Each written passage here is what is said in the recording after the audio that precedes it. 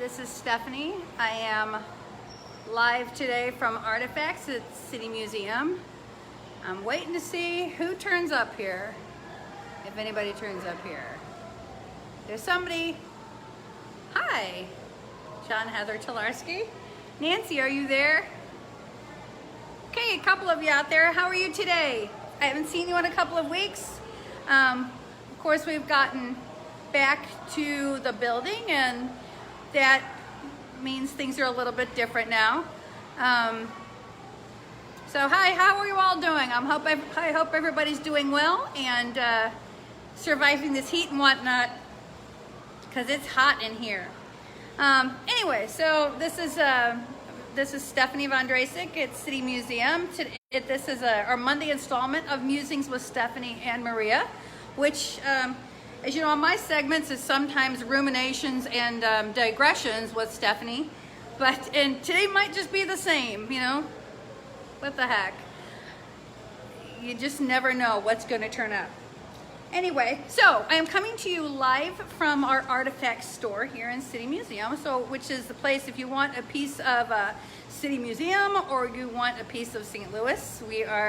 There's all kinds of different things available from our vaults and collections available here, as well as things from local artists. And one thing is what we did as we were cleaning up the building, you know, we came in and pulled everything out of both stores and cleaned everything up really well. And I had a big brick cart that I used to pull outside. We used to pull outside, and floor managers very kindly, very nicely asked us not to put that brick cart out anymore because it was a little bit wobbly. But, you know, it made me think of all these neat bricks that we have here. So that's kind of a little bit what I'm going to talk about today. What have I missed here? So early on in our segments, Maria did a number of segments on the basic building tenets of City Museum. And one of those tenets is if you have enough of anything, it becomes a brick. You can see that, you know, we've used a lot of different things here. And that was one thing that Bob used to say, if you have enough of anything, it becomes a brick. But you know, sometimes a brick is just a brick. And we have a lot of those as well. And there's some kind of neat history behind them. I'm not going to try and reinvent the wheel today. There are some very good sources out there that'll give you good stories about St. Louis was a brick manufacturing hub for the better part of the 19th and early 20th century. A lot of those brick yards were in what we now think of as Dogtown, and then further south and east. So a lot of times there's an area called Cheltenham that you don't really hear about too much anymore. If you look at real estate listings, sometimes it'll say in Cheltenham. You think, where the hell is that? Where the heck is that? And that is because that is an area where all these brickyards were, because St. Louis has a very specific, hi Melissa, a very specific type of earth and clay called Cheltenham clay. Anyway, I'm not going to reinvent the wheel with all that. There's a very good documentary by Bill Streeter called St. Louis, Brick by Chance and Fortune. If you haven't seen that, it's really interesting. And in researching this a little bit, not that I got a chance to read it, but there's a very interesting, very tiny print article about the hydraulic brick company by Mimi Stieritz. If you go to the National Building Arts Center website, you can find that, and it's a whole lot of information about the background of the company. So the reason why I bring up hydraulic bricks is because, hey Melissa, we have a whole bunch of hydraulic bricks here. And hydraulic bricks, as you might note by their name, well, this one is a pretty beat up one. They're heavy as all get out. So hydraulic bricks were made by a process of a big hydraulic press. Most bricks in the early times were handmade and had a long process of tempering that involved introducing water into the clay to make it more stable and let it dry and add more in and make it dry and whatever. And hydraulic presses eliminated this process. The hydraulic press brick company was started by a couple of brothers and cousins and an engineer who developed this machine. It came from on the river. What am I trying to say? I'm supposed to be getting better at this. Anyway, from naval processes. Anyway, they built boats, steamboats and whatnot, and anyway, created this big machine. So only the third one that was ever built came here, and they started this brick company. Well, actually moved the brick company. They went to Memphis first, and then at the start of the Civil War, it really impacted their production and their ability to produce, so they came to St. Louis with their third machine and started this company. So anyway, it got a lot of the hydraulic press, the machine system got a lot of opposition to begin with. There were, builders would opt to just not build as opposed to build with those bricks. There was a lot of pushback, and you have to think of a lot of that had to do with the fear of losing jobs and whatnot. Because of it really made this very long process shorter and more efficient. They probably had to think that maybe that would make some difference in the job market. Anyway, so, oh look, our first digression for today. Anyway, so they performed, there was a test performed because one of the oppositions to this brick was that, they said, well, it couldn't possibly be as strong as handmade brick, because it's not, the material's not the same, it's not constructed in the same way. So they did a test that showed that it required some 157 tons of pressure to crush a pressed brick, but only 65 tons to crush a common brick. So prior to the construction of the Eads Bridge, the first to span the Mississippi, James Eads and his assistant had conducted these experiments to test the strength of all kinds of building materials. And that is how they ended up building the base of the Eads Bridge with hydraulic bricks. And as I tell you, these things are very heavy. So they're really neat. We have a lot of those here in Artifacts. Bricks, obviously, you can use them in home building. You can use them as doorstops. A lot of people use them as decorative things. Some of these others that are a little more decorative, you might use them in a project, maybe not do all of it in old brick. Although we do have lots of this hydraulic brick. If you are looking for a lot of brick, I can cut you a deal.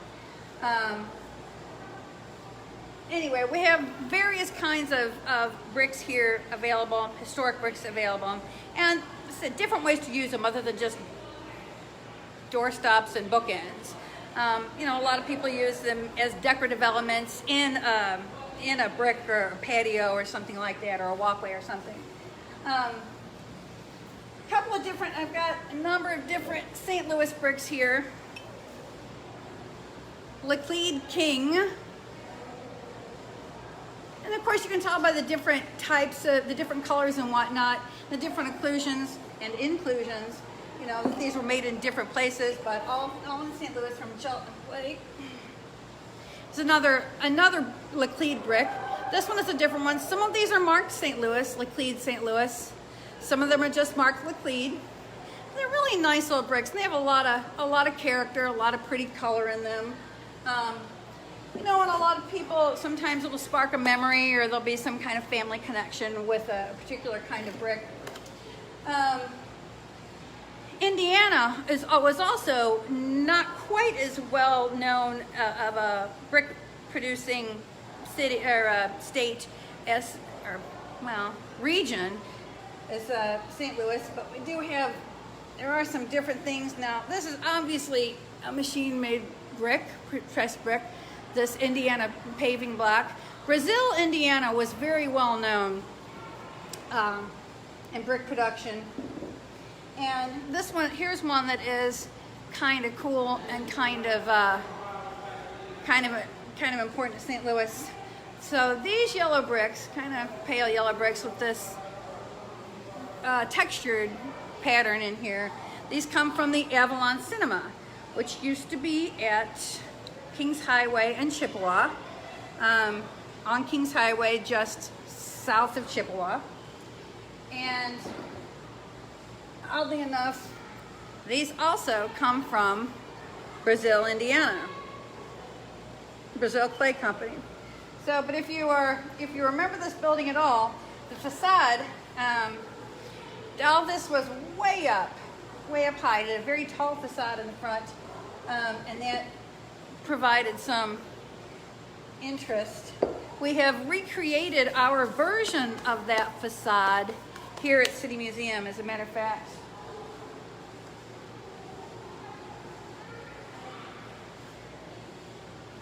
Should have had that ahead of time. This is, if you've seen this, this is where we've recreated with the terracotta pieces that were in there. And these terracotta pieces were way high. It was a very strange proportion. They appeared to be very small pieces because they were so high. So we know when we constructed our version of this, boy, that halo light isn't doing any good. When we constructed our version of this, we brought this down to eye level so you can see just how pretty that is. So we have lots of those available also.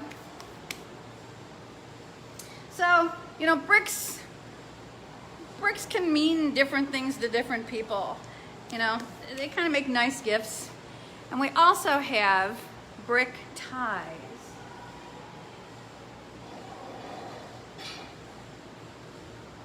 I know you've seen these before. These are the stars that you always see that are, you know, they're brick ties. They hold the bricks, the brick facade together, keep it from coming down. These also make really neat garden stakes. You know, I'd like to have like a whole garden of just the stars.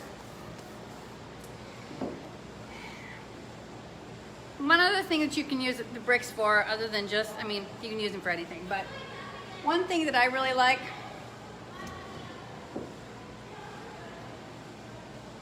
we have a couple of these, just a handful of these. These are obviously older, handmade bricks. You can see that there's a lot of, I mean, it's a brick, but there is some variation to it. But some of them have little paw prints in them.